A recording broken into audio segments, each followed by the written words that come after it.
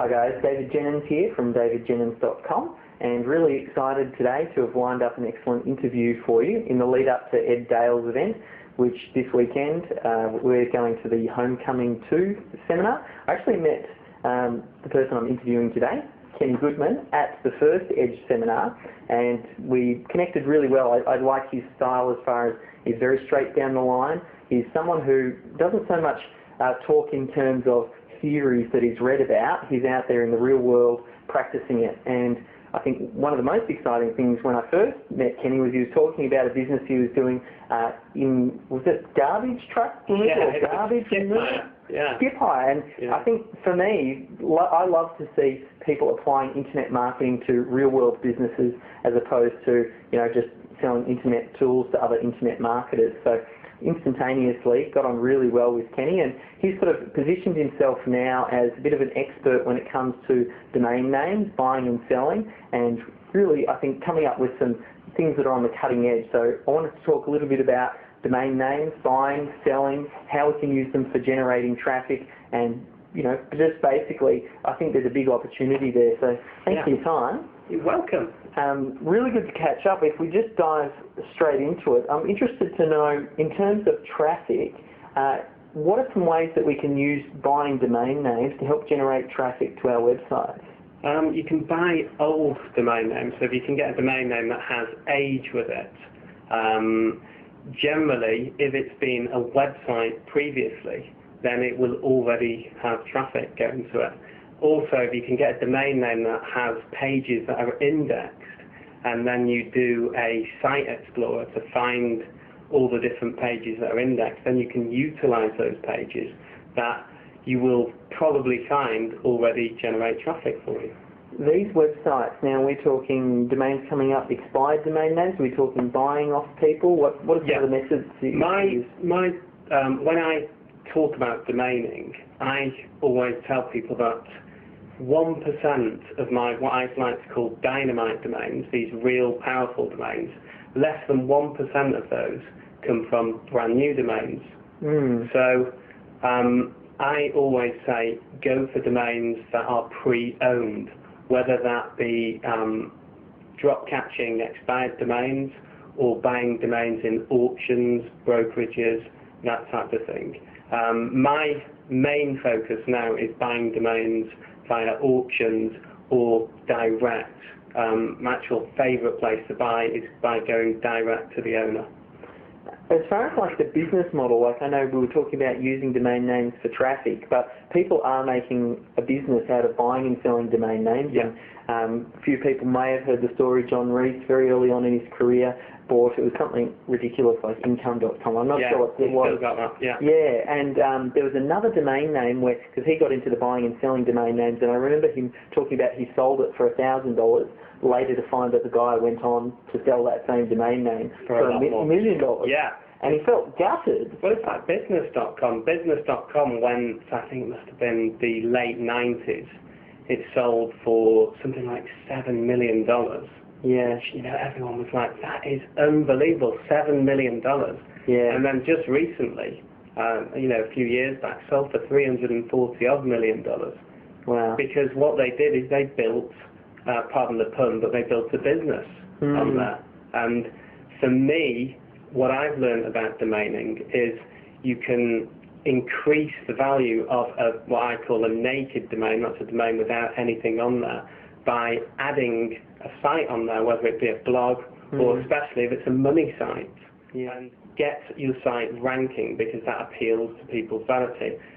I had a really good domain name. It was in a dinosaur industry, and what I normally do is I get somebody else to sell these domain names for me.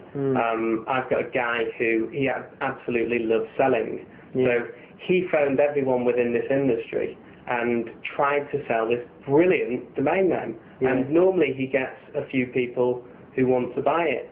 He couldn't sell it for love nor money. So what I then did is I got the domain name and I added a site to it, and then I got it ranking for a few key phrases within that industry. He then picked up the phone, this was a couple of months later, rang all the same people he'd rang previously, showed them that the site was ranking, and he then created a bidding war, and we sold that domain name for 4 times the amount we originally thought we would get for it.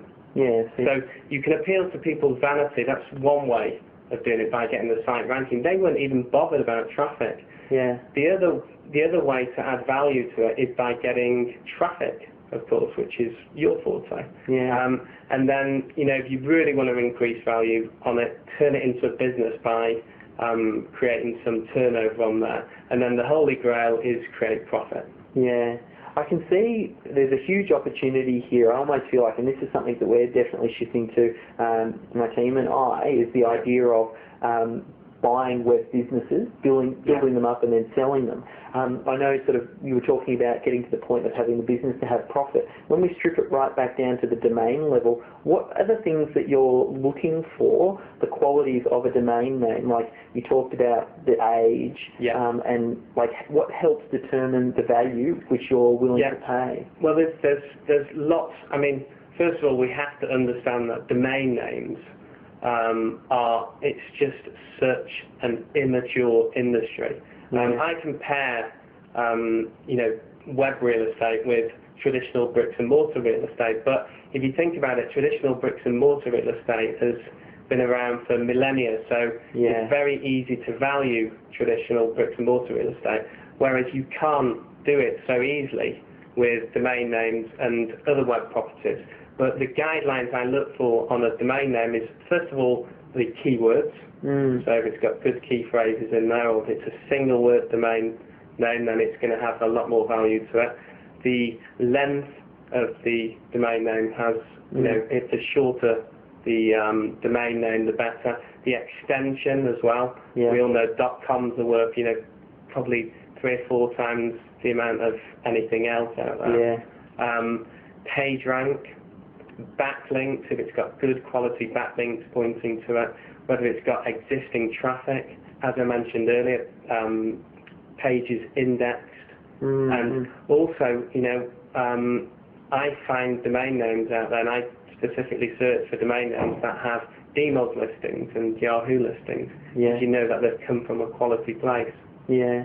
Like you said, it's very early in the development of the industry, and that creates huge opportunities. And coming from the stock market type background, what we look for there is that's in a liquid market. So whenever there's in a liquid market, you can take advantage of those price inconsistencies through an arbitrage system, because you've got that knowledge where you can come in and go, this website, I know it's actually worth up here, but the person who's selling it may not necessarily appreciate that value. And I'm not talking about taking advantage of people, because you're giving someone what they might be well and truly happy to take, and then taking that with your existing knowledge to the next level. You also talked about some of the different qualities and attributes that you're looking for when you're thinking about purchasing a domain name. I'm just wondering, on the flip side, so once you go through, and you said you like to look for expired domain names, once you identify all of these characteristics, how do you then make sure that a lot of that sticks when you actually go ahead and purchase the domain name?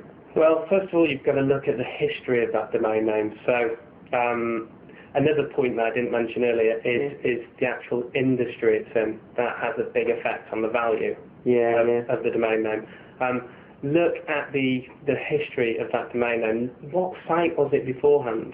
And try and keep it as relevant as possible. Try and, rather than just putting 301 directs on all of those other pages that are indexed, try and put some content on there similar to the content that was on there previously.